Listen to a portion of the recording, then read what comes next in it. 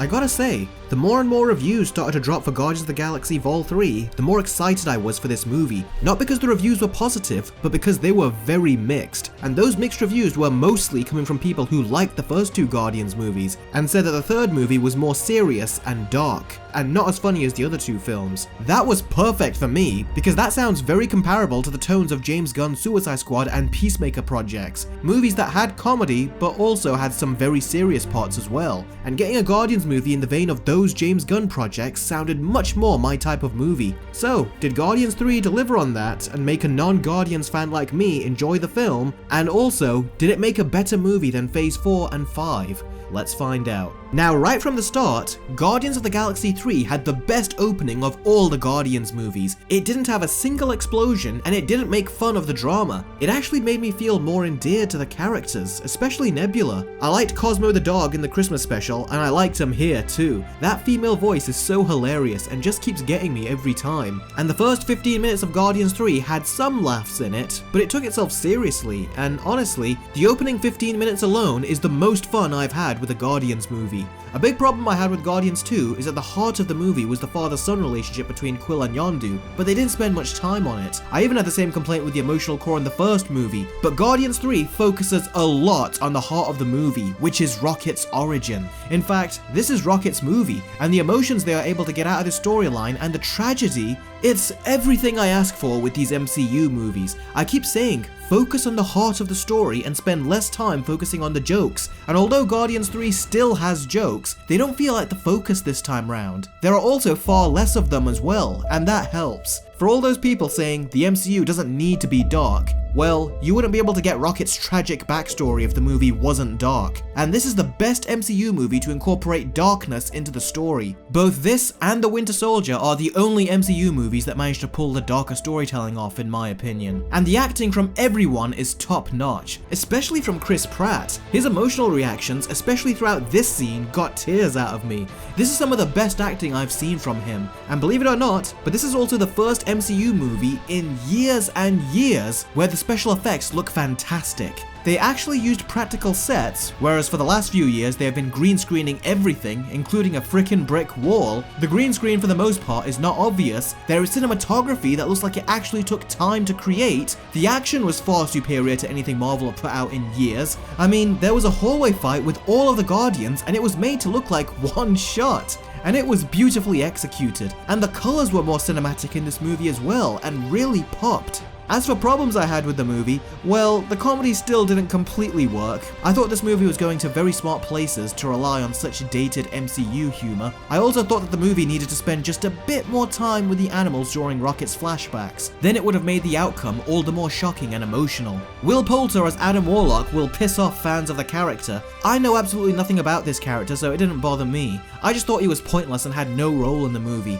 and was reduced to, wait for it, another comic relief in the MCU because comedy. But as the movie came to its end, I did think that it set him up quite well to grow from here. But knowing Marvel, if they sense that he's a comedic character, then they'll just double down on it and give him zero growth. I also didn't think that the villain was that good. He was good for a while, but by the end, he was only really here to make Rocket look good. As a villain on his own, he is just a lesser version of Thanos, combined with a touch of Brainiac. And he was fine for the first 2/3 of the movie, but he started to shout so much in the last third that he just started to feel like a generic villain at that point. Although the movie does do a great job at making you hate him, and he made a much bigger impact than Kang.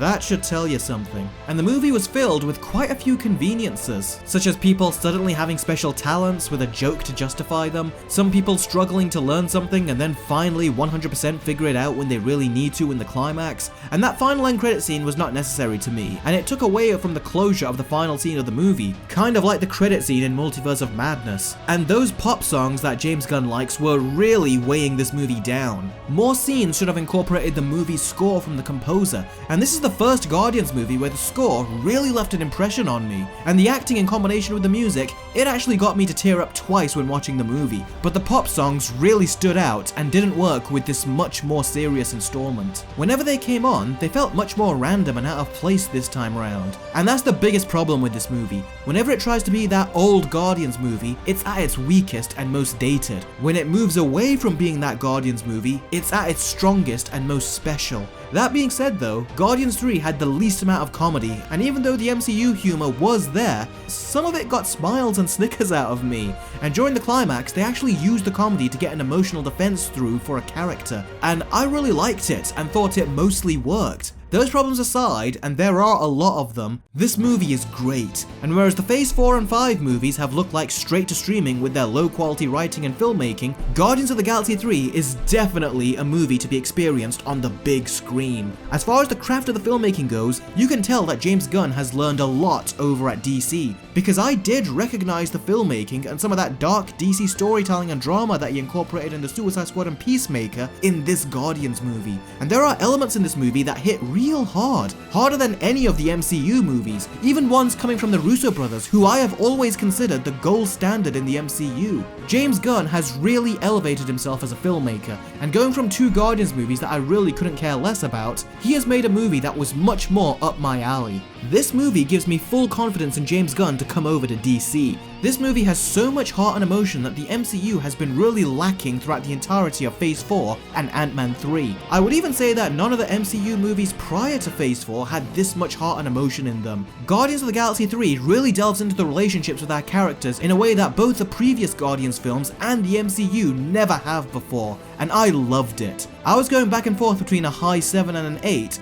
but upon further reflection, and the fact that this is the first MCU movie since Endgame that I want to see again, mainly because of the rocket stuff, I give Guardians of the Galaxy Vol 3 an 8 out of 10. A lot of reviews out there are saying that this movie is too dark and cruel with animals, and I don't get it. I thought we were going to see operations on the animals with the way people were talking, but we didn't. And the stuff that we do see happen to them is the things that we have seen happen in other movies, such as Toy Story and some other Prison Break kind of films, except it's just happening to CGI animals now. If anything, I thought they didn't go as far as they could have given their PG-13 rating. I mean, Nebula says at one point, "What Rocket went through is worse than what Thanos did to me," and I didn't quite think that the movie did a good enough job to make that kind of comparison. So they needed to show us more or imply more to justify a comparison like that.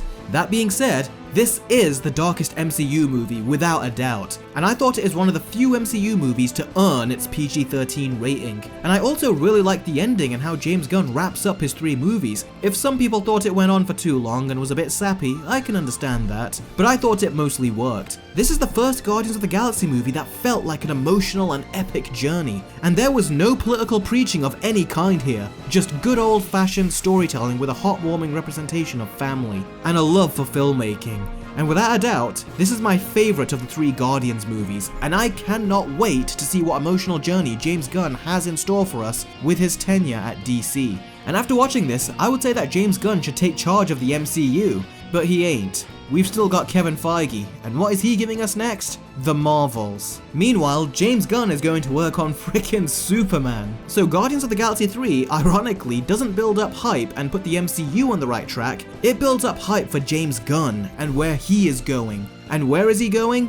To DC. So Guardians 3 is great for DC, but leaves Marvel in a tougher spot, because now their upcoming comedic movies are going to be compared to the quality of Guardians of the Galaxy Vol 3, and going by their current track record, they're not gonna deliver. What else can I say for James Gunn except up, up, and away?